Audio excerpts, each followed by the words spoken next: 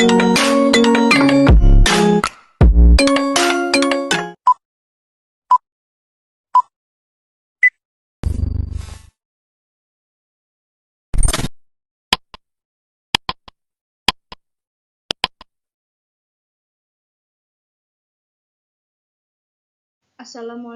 warahmatullahi wabarakatuh. Kali ini saya kelompok 1 ingin mempresentasikan tentang konfirmasi piutang usaha dengan mata kuliah praktik audit yang diampu oleh Bapak Arif Himawan Dwi Nugroho SEAK MM CA JPA. Perkenalkan, saya Saktiana Nur Cahyani dengan NIM 1905520063 dengan rekan saya.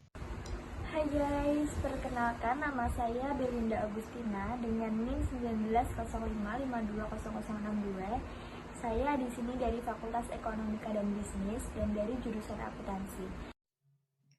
Selanjutnya, saya akan membacakan pokok pembahasan. Yang pertama, ruang lingkup. Yang kedua, pengertian konfirmasi. Yang ketiga, pengertian piutang usaha. Yang keempat, tujuan audit piutang usaha. Yang kelima, ketentuan piutang usaha dalam standar audit. Yang keenam, prosedur audit piutang usaha. Yang ketujuh, istilah konfirmasi. Yang kedelapan, jenis-jenis dan penjelasan konfirmasi. Yang kesembilan, akun-akun terkait piutang. Yang ke-10, klasifikasi piutang. Yang ke-11, kesimpulan konfirmasi piutang. Kali ini saya akan membahas yang pertama, yaitu ruang lingkup. Standar audit ini berhubungan dengan penggunaan prosedur konfirmasi eksternal oleh auditor untuk memperoleh bukti audit berdasarkan ketentuan Standar Audit 330 dan Standar Audit 500. Hal ini tidak ditujukan untuk meminta keterangan tentang litigasi dan klaim yang dibahas dalam Standar Audit 501. Yang kedua, pengertian konfirmasi. Pengertian konfirmasi sendiri terdiri dari beberapa penjelasan. Penjelasan yang pertama, konfirmasi adalah konsep yang terus berulang. Selanjutnya, saya akan menjelaskan tentang pengertian konfirmasi. Pengertian konfirmasi sendiri terdiri dari beberapa penjelasan. Yang pertama, konfirmasi adalah konsep yang terus berulang dalam pembahasan mengenai perancangan pengujian atas rincian saldo piutang usaha. Yang kedua, konfirmasi adalah tanggapan tertulis langsung dari pihak ketiga dalam bentuk kertas atau elektronik, tetapi juga dapat mencangkup informasi yang dapat diperoleh oleh auditor melalui akses langsung disediakan oleh pihak ketiga untuk informasi yang dipegang oleh pihak ketiga, seperti akses langsung ke sistem manajemen vendor pemasok. Yang ketiga, konfirmasi dianggap sebagai bukti yang sangat andal karena diterima langsung dari pihak ketiga, meskipun tanggapan lisan memberi bukti audit itu tidak dianggap sebagai konfirmasi. Selanjutnya, pengertian piutang usaha. Menurut PSAK nomor 43, Standar Audit Keuangan 2022, piutang adalah jenis pembiayaan dalam bentuk pembelian dan atau pengalih piutang atau tagihan jangka pendek suatu perusahaan yang berasal dari transaksi usaha. Menurut PSAK nomor 9, piutang usaha meliputi piutang yang timbul karena penjualan produk atau penyerahan jasa dalam rangka kegiatan usaha normal perusahaan. Menurut Warren, piutang adalah mencangkup seluruh uang yang diklaim terdapat entitas lain, termasuk perorangan, perusahaan, dan organisasi lain. Piutang-piutang ini biasanya merupakan bagian yang signifikan dari total aset lancar. Menurut Kieso, piutang sendiri disebut pinjaman atau hutang klaim yang diajukan terhadap pelanggan dan orang lain atas barang, uang, atau jasa. Menurut Martani, berpendapat bahwa piutang merupakan klaim suatu perusahaan pada pihak lain. Hampir semua entitas memiliki piutang kepada pihak lain, baik terkait dengan transaksi penjualan atau pendapatan, maupun merupakan piutang yang berasal dari transaksi lain. Jadi, dapat disimpulkan bahwa piutang merupakan salah satu unsur aset lancar dan neraca perusahaan yang timbul akibat adanya penjualan barang, jasa, atau pembelian kredit terhadap debitur yang pembayarannya umumnya diberikan dalam tempo 30 hari sampai dengan 90 hari.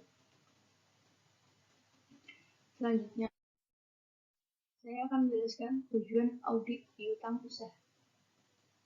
Tujuan audit piutang usaha sendiri dibagi menjadi beberapa. Yang pertama, untuk mengetahui apakah terdapat pengendalian internal yang baik atas piutang transaksi, penjualan, piutang, dan penerimaan kas. Untuk memeriksa validiti dan autentisitas daripada piutang.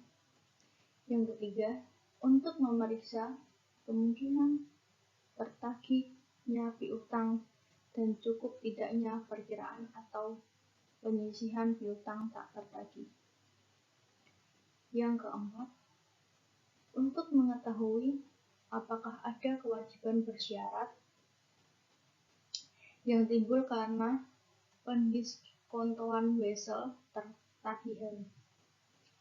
Yang kelima, untuk memeriksa apakah penyajian piutang di neraca sesuai dengan prinsip akuntansi yang berlaku umum di Indonesia atau standar akuntansi keuangan.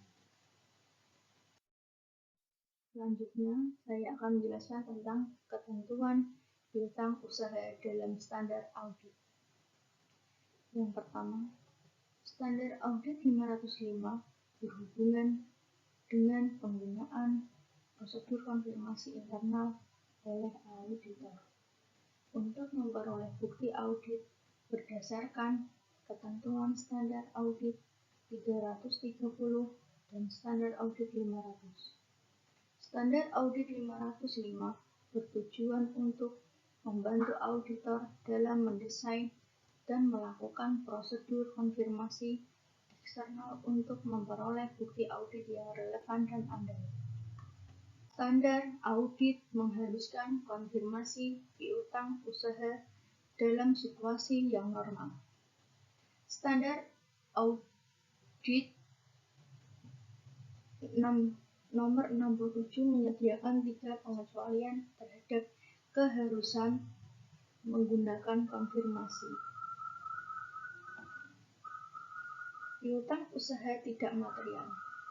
Hal ini sudah umum bagi perusahaan tertentu seperti toko diskon yang terutama melakukan penjualan secara tunai atau dengan kartu kredit. Auditor mempertimbangkan konfirmasi bukti yang tidak efektif karena tingkat responnya kemungkinan tidak akan memadai atau tidak dapat diandalkan. Dalam industri tertentu, seperti rumah sakit, tingkat respon terhadap konfirmasi sangatlah rendah. Gabungan tingkat risiko inheren dan risiko pengendalian rendah, dan bukti substantif lainnya dapat diakumulasi untuk menyediakan bukti yang mencukupi. Jika klaim mendapat pengendalian internal yang efektif dan risiko inheren yang rendah untuk siklus penjualan dan penagihan, auditor seringkali bisa memenuhi persyaratan bukti dengan penguji pengendalian, pengujian substantif atas transaksi dan prosedur analitis.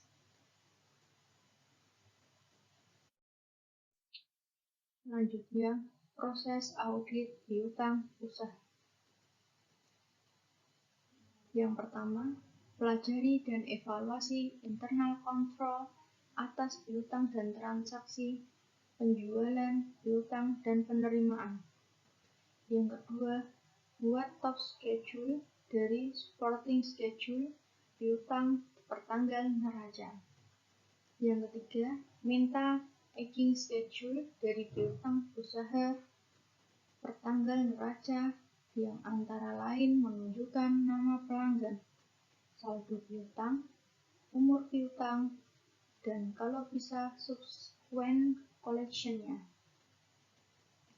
Yang keempat, periksa matematikal asuransinya dan cek individual balance ke subledger lalu totalnya ke general ledger.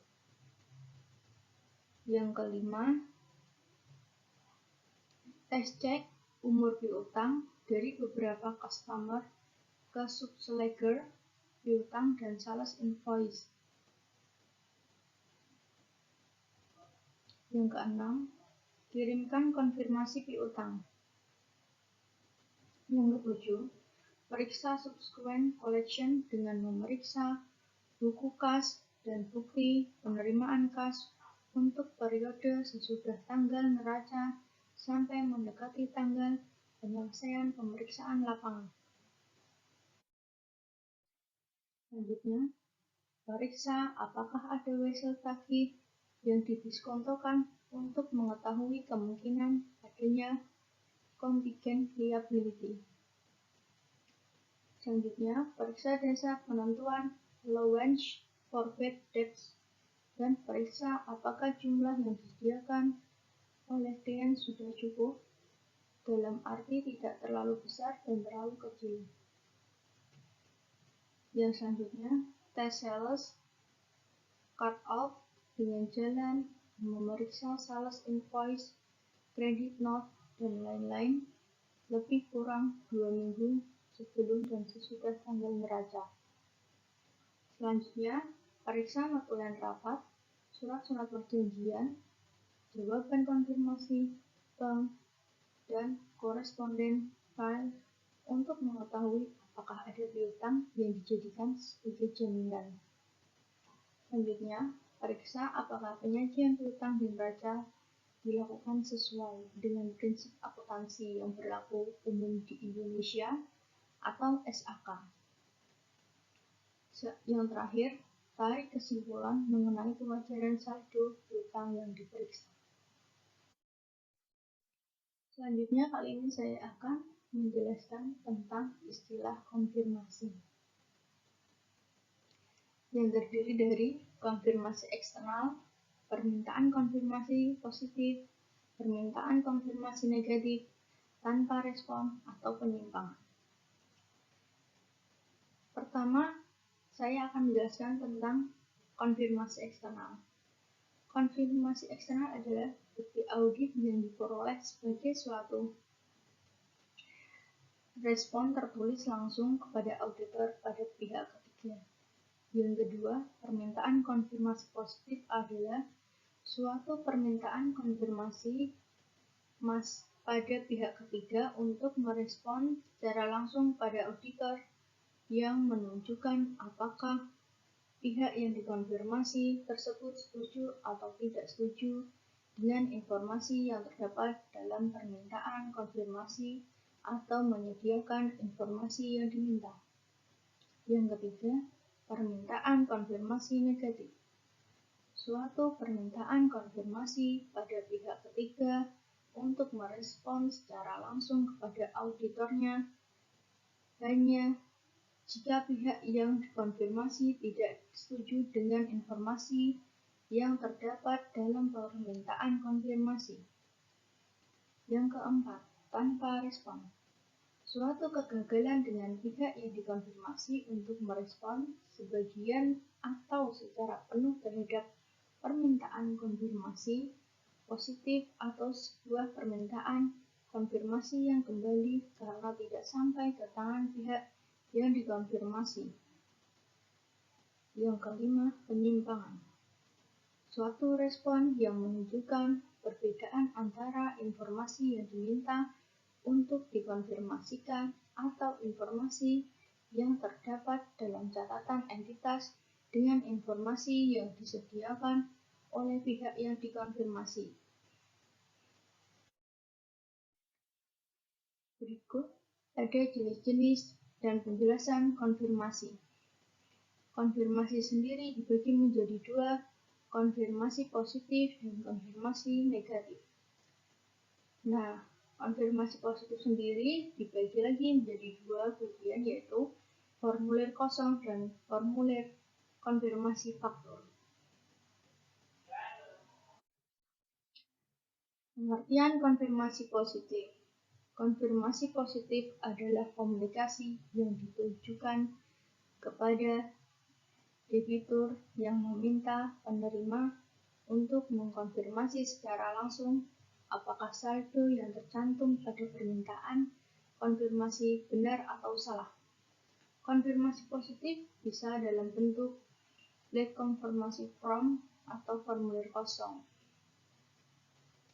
Adalah jenis konfirmasi positif yang tidak menyebutkan jumlah pada konfirmasi, tetapi meminta penerima untuk mengisi saldo atau memberikan informasi lain. Karena formulir kosong mengharuskan penerima untuk menentukan informasi yang diminta, formulir tersebut dianggap lebih andal daripada konfirmasi yang menyertakan informasi saldo. Formulir kosong jarang digunakan dalam praktik karena seringkali menghasilkan tingkat respon yang lebih rendah. Invoice confirmation atau konfirmasi faktur. Jenis konfirmasi positif lain di mana setiap faktur dikonfiasi bukan suruh saldo piutang. Yang terakhir, banyak pelanggan menggunakan sistem voucher yang memungkinkan mereka untuk mengkonfirmasi faktur individu tetapi tidak informasi saldo. Akibatnya, penggunaan konfirmasi faktur dapat meningkatkan tingkat respon konfirmasi. Konfirmasi faktur sendiri juga menghasilkan beberapa waktu yang lebih sedikit dan item rekonsiliasinya daripada kondisi saldo. Namun, konfirmasi faktur memiliki kelemahan karena tidak secara langsung mengkonfirmasi saldo akhir. Contoh konfirmasi positif berupa surat dari klien diberikan kepada debitur, di mana klien menyatakan bahwa debitur memiliki piutang dan debiturnya menyetujui atas surat dari klien.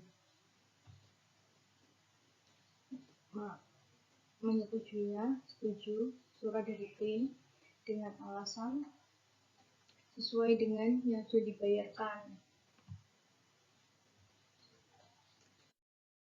Selanjutnya, pengertian konfirmasi negatif. Konfirmasi negatif juga ditujukan kepada debitur, tetapi meminta tanggapan hanya jika debitur tidak setuju dengan jumlah yang disebutkan. Auditor berhak menentukan jenis konfirmasi yang akan digunakan, dan hal ini sebaiknya berdasarkan fakta dalam audit. PSAK 07 menyatakan bahwa Konfirmasi negatif dapat dilakukan hanya jika 3 kondisi berikut terpenuhi. Yang pertama, piutang dagang terdiri dari sejumlah besar akun bersaldo kecil. Yang kedua, kombinasi antara risiko pengendalian dan risiko bawaan adalah rendah. Kombinasi risiko tidak bisa dikatakan rendah jika pengendalian internal tidak efektif atau terdapat kemungkinan terjadi salah saji. Yang ketiga, jika diyakini bahwa penerimaan konfirmasi tidak mengabaikan konfirmasi yang diminta. Biasanya, jika konfirmasi negatif dilakukan, maka auditor akan memberikan penekanan pada efektivitas pengendalian internal, pengujian substantif atas transaksi dan prosedur analitis bukti kewajaran piutang dagang, dan mengasumsikan bahwa mayoritas penerima konfirmasi akan membaca dengan seksama dan merespon permintaan konfirmasi. Permintaan konfirmasi negatif dapat menghasilkan jawaban yang menunjukkan adanya salah saji dan kemungkinan besar akan terjadi demikian jika auditor mengirim permintaan konfirmasi negatif dalam jumlah yang banyak dan tersebar secara luas. Auditor harus meyakini informasi relevan yang dihasilkan dari konfirmasi negatif yang diterima oleh auditor untuk menentukan kemungkinan dampak informasi tersebut terhadap auditnya. Jika penyelidikan auditor terhadap jawaban permintaan konfirmasi negatif menunjukkan suatu pola salah saji, auditor harus mempertimbangkan gabungan tingkat risiko bawaan dan risiko pengendalian taksiran dan mempertimbangkan dampaknya terhadap prosedur audit yang telah direncanakan.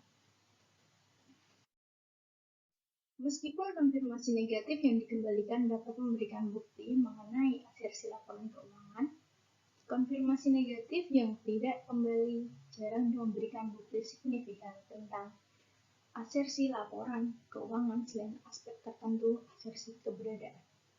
Sebagai contohnya, konfirmasi negatif dapat memberikan beberapa bukti mengenai keberadaan pihak ketiga. Jika konfirmasi negatif tersebut tidak dengan suatu petunjuk bahwa alamat yang dikirim konfirmasi tidak diketahui. Namun, konfirmasi negatif yang tidak kembali tidak memberikan bukti yang eksplisit bahwa pihak ketiga yang dituju menerima permintaan konfirmasi dan memverifikasi kebenaran informasi yang dicantumkan dalam konfirmasi negatif tersebut. Berikut contoh konfirmasi negatif. Berupa surat dari klien diberikan pada debitur, di mana klien menyebutkan bahwa debitur memiliki utang saldo kami sebesar 38.800.000 pada tanggal 30 Desember 2005. Namun, debitur tidak setuju dengan pernyataan klien dengan alasan smoothing lotion seharga 2.400.000 yang telah diterima pada tanggal 18 Desember 2005 belum diperhitungkan. Utang seharusnya 41.200.000.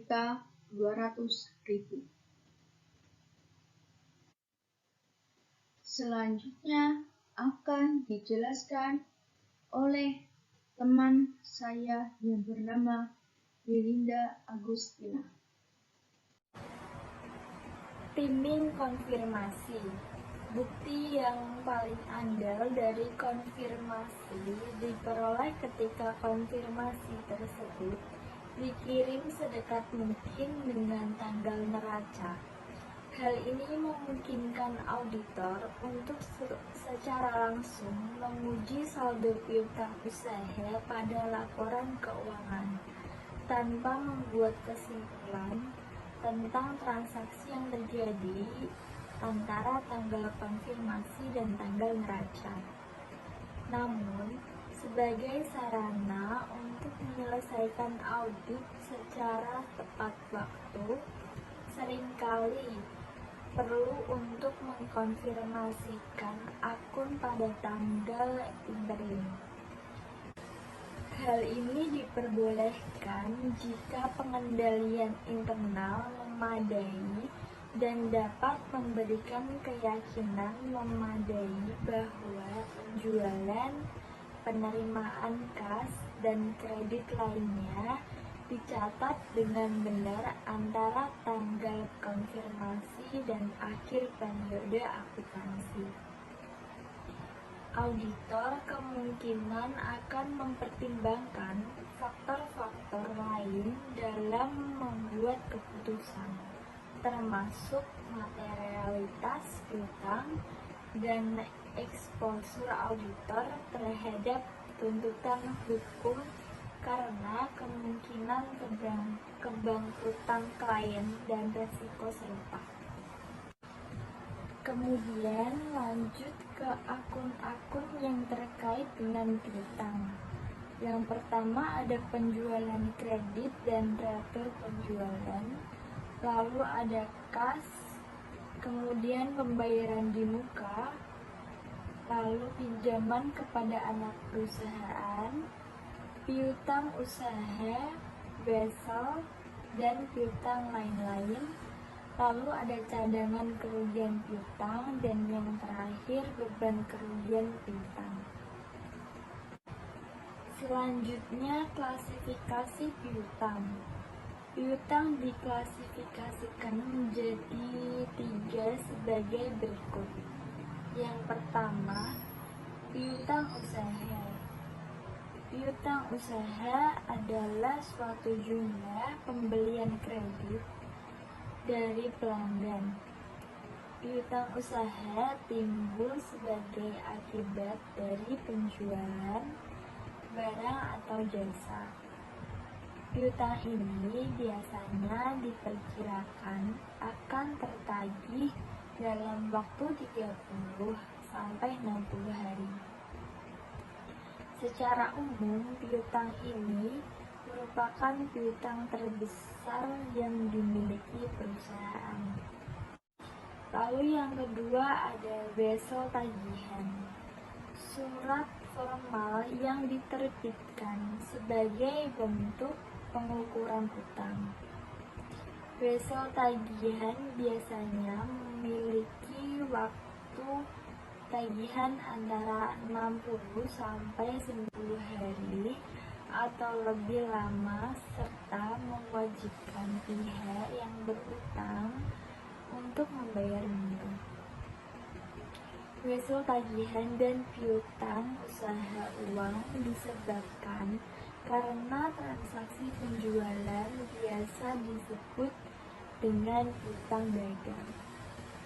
Lalu yang ketiga, piutang lain-lain.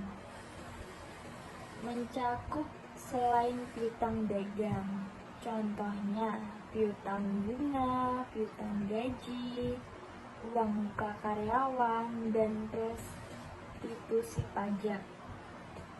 Piutang lain-lain adalah piutang yang secara umum bukan berasal dari kegiatan operasional perusahaan. Oleh karena itu, piutang ini diklasifikasikan dan dilaporkan pada bagian yang secara terpisah di neraca. Tindak lanjut non-respon. Beberapa pelanggan tidak mengembalikan konfirmasi perlu ditindaklanjuti dengan prosedur alternatif. Tujuan prosedur alternatif adalah untuk menentukan dengan cara selain konfirmasi apakah akun yang belum dikonfirmasi ada dan telah dinyatakan dengan benar pada tanggal konfirmasi.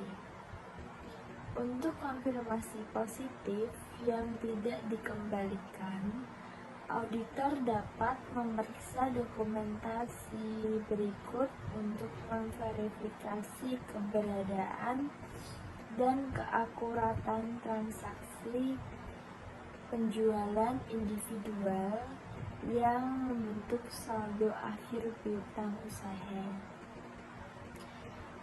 Contohnya penerimaan kas selanjutnya, lalu duplikat faktur penjualan, lalu dokumen pengiriman dan korespondensi dengan klien. Analisis perbedaan. Auditor harus menentukan alasan jika ada perbedaan antara saldo piutang dan hasil konfirmasi yang dilaporkan. Dalam banyak kasus, misal perbedaan disebabkan oleh perbedaan waktu antara catatan klien dan pelanggan. Penting untuk membedakan antara perbedaan waktu dan pengecualian yang mewakili salah satu piutang usaha.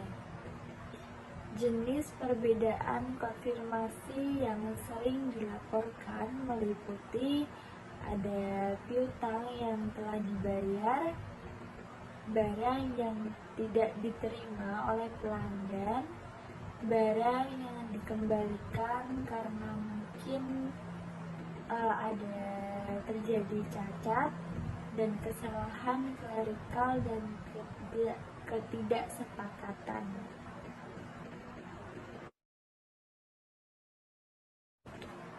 Verifikasi alamat dan pengendalian konfirmasi.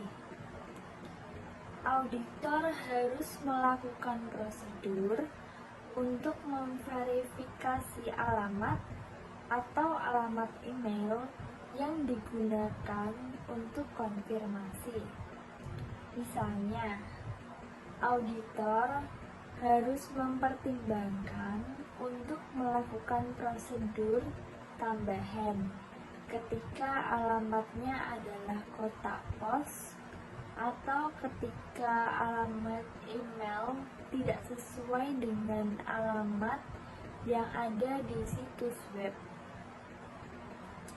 Kemudian, untuk konfirmasi yang dikirim melalui pos, auditor harus mempertahankan kendali atas konfirmasi tersebut sampai konfirmasi tersebut dikembalikan dari pelanggan. Klien dapat membantu menyiapkan konfirmasi kendali atas konfirmasi tersebut sampai konfirmasi tersebut dikembalikan dari pelanggan. Klien dapat membantu menyiapkan konfirmasi, tetapi auditor harus bertanggung jawab untuk mengirimkan konfirmasi keluar kantor klien. Alamat pengirim harus disertakan pada amplop untuk memastikan bahwa surat yang tidak terkirim diterima oleh kantor akuntan publik. Demikian pula, amplop pengembalian dengan alamat sendiri yang menyertai konfirmasi harus ditunjukkan untuk pengirim ke kantor akuntan publik. Prosedur ini dirancang untuk memastikan bahwa tanggapan akan diterima secara langsung oleh auditor. Kemudian keputusan sampling. Ini adalah pemilihan siapa saja yang mau dikonfirmasi, maka melibatkan keputusan sampling. Keputusan sampling ini berkaitan dengan dua hal. Yang pertama, berapa yang mau dikirim dengan mempertimbangkan performance materiality, inherent risks, control risk, active detection risk, dan types of confirmation. Lalu yang kedua, siapa saja yang mau dikirim dengan mempertimbangkan stratification dan random. Keputusan sampling ini penting dipertimbangkan ketika konfirmasi itu akan dilakukan. Kenapa harus sampling? Karena jumlah item yang dikonfirmasi sangat banyak. Oleh karena itu membutuhkan keputusan sampling. Kemudian kesimpulan konfirmasi piutang usaha.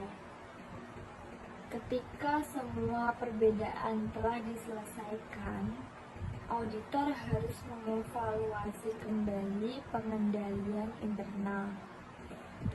Yang pertama, setiap salah saji klien harus dianalisis untuk menentukan apakah itu konsisten atau tidak konsisten dengan tingkat resiko pengendalian yang dinilai semula. Yang kedua, jika sejumlah besar salah saji terjadi yang tidak konsisten dengan penilaian resiko pengendalian, perlu untuk merevisi penilaian dan mempertimbangkan pengaruh revisi tersebut terhadap audit. Auditor perusahaan publik juga harus mempertimbangkan implikasi audit pengendalian internal atas pelaporan keuangan. Perlu juga dilakukan generalisasi dari sampel ke seluruh populasi piutang. Perlu juga dilakukan generalisasi dari sampel ke seluruh populasi piutang. Meskipun jumlah salah saji dari sampel mungkin tidak secara signifikan mempengaruhi laporan keuangan, auditor harus mempertimbangkan apakah populasi kemungkinan besar mengandung salah saji material. Generalisasi dari sampel ke populasi dapat dilakukan dengan menggunakan teknik sampling non-statistik. Auditor harus selalu mengevaluasi sifat kualitatif salah saji yang ditemukan dalam sampel, terlepas dari jumlah uang dari estimasi salah saji populasi.